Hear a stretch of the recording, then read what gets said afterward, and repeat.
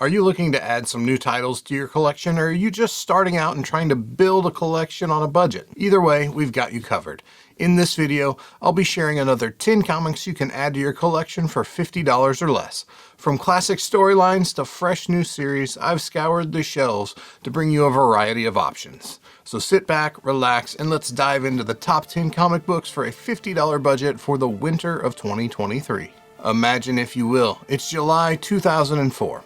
You're 10 issues into your creator-owned comic series, you've already had to mostly part ways with your co-creator, and you're throwing everything you can think of against the wall to see what sticks, because you never really know which issue may be your last. That's the situation Robert Kirkman found himself in when our number 10 book, Walking Dead number 10, was released. Featuring a Tony Moore cover like all of the first 24 issues of the title, the interior pencils and inks were from Charlie Adlard, who had taken over for Moore on the interiors after issue number 6. Walking Dead 10 includes a number of first appearances, with the most notable being those of Herschel and Maggie Green. Maggie would go on to be one of the primary characters of this series and would outlast most of the other survivors, including Rick Grimes himself. Early issues of The Walking Dead continue to maintain a decent amount of value in the market, and issue 10 is no exception. Current FMV is right at our $50 budget for a high-grade copy. Our number 9 book is one that has dropped in value following the ending of the Hulu TV show of the same name. Coming in at number 9 is Runaways number 1. Published in July 2003. How was that already 20 years ago, by the way? Runaways number 1 was written by Brian K. Vaughan with Adrian Alfona interior pencils and a Joe Chin cover. Featuring the first appearances of the Runaways and the Pride, Runaways number 1 is a great modern book for a collector who enjoys issues that feature multiple first appearances. The Hulu series ran from late 2017 to late 2019 and helped propel the value of this issue to upwards of $100 for a high-grade raw copy. 3 years, a pandemic, and a market correction later, and this BKV Marvel tale will only set you back $45 for one of those same higher grade copies. I grew up reading the Clone Saga in SpiderMan comics, so I'm familiar with what an overly long storyline feels like. But the Clone Saga doesn't have anything on the arc our number 8 book was part of. Coming in at number 8 is Batman 567. One issue of the 85-part No Man's Land story arc. This story consisted of 80 monthly issues, 4 specials, and a standalone graphic novel. But out of all that, Batman 567 stands out as it features the first appearance of Cassandra Cain. Cain would wear a number of hats in the DC universe, eventually becoming Batgirl, the Second Orphan, and the Black Bat. Published in July 1999, Batman 567 was written by Kelly Puckett, while Damian Scott handled both the interior and cover pencils for the issue. Having recently fallen back within our $50 budget, current FMV for a high-grade raw copy is right at $45, where the book had previously been selling for $60 to $75 just in recent memory. Falling back to earth in the number 7 spot is Avenging Spider-Man number 9, the first appearance of Carol Danvers as Captain Marvel. After reaching heights of nearly $200 prior to the release of the Captain Marvel film, time has not been kind to this book. Published in September 2012, the story was written by Kelly Sue DeConnick, as was the 2012 Captain Marvel series that this issue actually predates, while the cover and interior arts for this issue were provided courtesy of Terry Dodson. Carol Danvers is kind of a tough character to collect, honestly. With her first appearance in Marvel Super Heroes 13, first appearance as Ms. Marvel in Ms. Marvel number 1, and then here we have her first appearance as Captain Marvel, and there's everything else in between. There's really no definitive grail book for this character. However, if you're a fan, it's as good a time to pick these books up as there has been since prior to the Captain Marvel movie coming out. In addition to the first print shown here, there's a second printing that is actually a sketch variant of the same cover, and as luck would have it, it sells for the same money as the first print. You can get both of them for $45 each in the current market. Few existing projects are safe on the Warner Brothers DC slate. Superman, Wonder Woman, Flash, and more may have been axed, but the Green Lantern for HBO Max has been confirmed as moving forward. One Green Lantern that has received a lot of attention is Jon Stewart, but his first appearance in Green Lantern 87 is well beyond our $50 budget. Luckily for us, our number 6 book, Justice League of America number 10, sneaks in just under the $50 mark.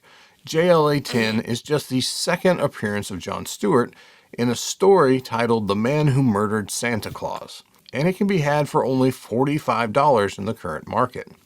Cover dated for March and April of 1974, Justice League 110 has a Nick Cardy cover and a Lin Wein story and interior pencils from Dick Dillon. This issue is one of the 100-page super spectaculars DC put out, and these bulky editions can be pretty tough to find in high grade, especially when you pair them with a black background on the cover. Thunderbolts was a long-rumored project, and last fall it was finally made official that the team was going to be coming to the MCU. Though the team looks nothing like their comic book counterpart, it is full of MCU has-beens and rejects, with the star of our number 5 book helping to lead the way. Coming in at number 5 is Captain America number 354, the first appearance of John Walker as U.S. agent. In the aftermath of Falcon and the Winter Soldier, where John Walker is first introduced into the MCU, Cap 354 has topped all of the other John Walker books and appears to be the market's preferred John Walker key. Published in June 1989, the Mark Gruenwald story titled Reawakening was drawn by Kieran Dwyer, who also provided the issue's cover art. Based on recent sales, you should be able to pick up a higher grade copy of this one for right around our $50 budget. One of the most popular comic properties of the last 40 years is the Teenage Mutant Ninja Turtles. And one of the most enjoyable aspects of TMNT is the wide range of weird and unusual characters that make up the TMNT universe. In the number 4 spot, we're featuring the one-shot or micro-series debut of one of those supporting characters.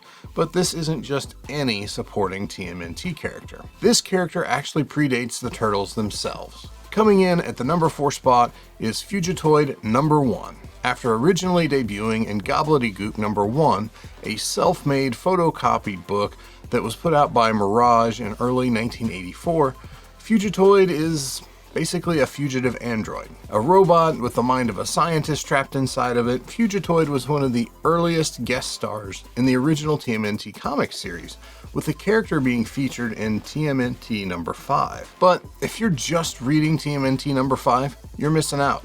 The story that continues in that issue actually begins here in Fugitoid number 1, which fits in the reading order between Teenage Mutant Ninja Turtles number 4 and Teenage Mutant Ninja Turtles number 5. And with that in mind, it actually makes Fugitoid the last published oversized issue in the TMNT world that began back with the first printing of TMNT number 1, with a print run of 60,000 books, which was pretty standard for Mirage book in the TMNT world by that point. Copies of Fugitoid number 1 aren't too hard to find, and when you do find a copy, $50 should be more than enough to bring home a nice high-grade raw copy for you.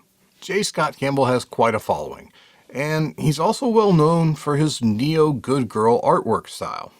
So when you add J. Scott Campbell and one of comics' most famous titles, Amazing Spider-Man, magic happens, right? Our number 3 book is just such an issue, Amazing Spider-Man 606. Specifically though, we're going to look at the partial sketch variant for this issue. Nothing against the A cover, it's finally just grown beyond what a $50 budget can handle. Published in November 2009, this issue features a J. Scott Campbell cover that works that classic love triangle angle between Peter, Mary Jane, and Felicia Hardy, the Black Cat.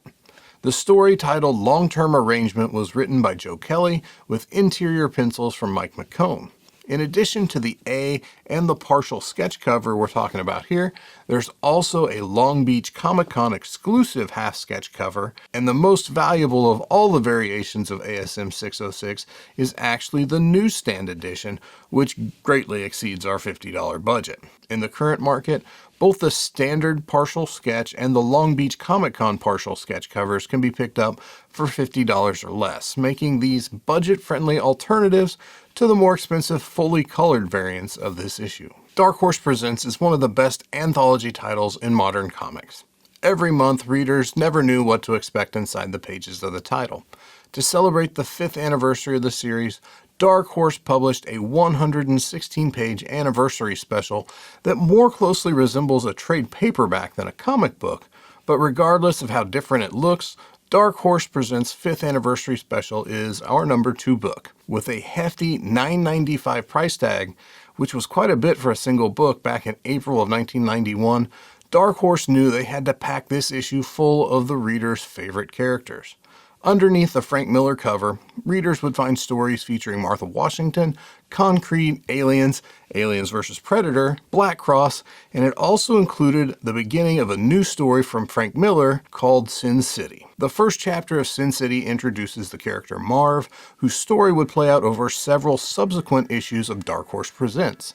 High-grade copies of this book have been selling for upwards of $50 in recent sales, but generally you'll be able to find a copy of this book for a bit less than our full $50 budget. Topping this list of comics for a $50 budget is an X-Men book that includes the first appearance of a beloved character from the 1990s cartoon and comics. In the number 1 spot is Uncanny XMen 244, the first appearance of Jubilee. All we really know about X-Men 97, the Disney Plus revival of the original Fox X-Men cartoon, is that it's gonna come out sometime in 2023, most likely in the back half of the year. Though, if you grew up with the Fox show like I did, you know how prominent of a character Jubilee was, and it's pretty reasonable to assume that she'll continue to have a large role when the show resumes. Her first appearance in Uncanny X-Men 244 is a book that loves to yo-yo up and down in value. After a period of downward movement, values appear to be leveling out, if not slowly starting to creep up a little bit compared to some of the recent lows. The bummer about this issue is that Jubilee doesn't appear on the cover, and worse yet, when she finally does make her first cover appearance in X-Men Annual number 13, it's just a headshot and a little insert, which is almost as bad as not being on the cover at all. Published in May 1989, Jubilee made her debut at the end of the Mark Silvestri run of Uncanny X-Men, just before Jim Lee took over the primary art duties for the series. Since this is an X-Men book published in the 80s, the story was of course written by Chris Claremont. Uncanny 244 is currently hopping back and forth above and below the $50 mark in recent sales. There are plenty of sales below $50 and there are a few sales above $50, so with a little bit of patience, you should still be able to bring this one home for right at our $50 budget. We're now into 2022 and a lot of collectors are still cautiously watching and waiting to see just where the market's going to take us this year. 2020 was a boom year. 2021 started out pretty great, but then it took a turn to the negative mid-year, and 2022 really wasn't all that good as we saw significant corrections in values across a wide range of books. 2023 could really go either way. We could continue to slide down in search of the bottom of the market, or we could see some stabilization in values and perhaps even the return of growth in values, but hopefully at a more reasonable or traditional pace. Regardless of what happens in the market this year, take care of yourselves. I mean, comics are fun, but rising costs in real life have an impact, and it's important to make sure that things like housing, utilities, groceries, and other essentials are taken care of first. Don't overextend yourself chasing some spec book. Let's make 2023 the year where we return to buying comics that we enjoy, not that we think we can flip for a few bucks or more down the road. Enjoyment over investment in the new year. Collect responsibly, and I'll see you in the next video.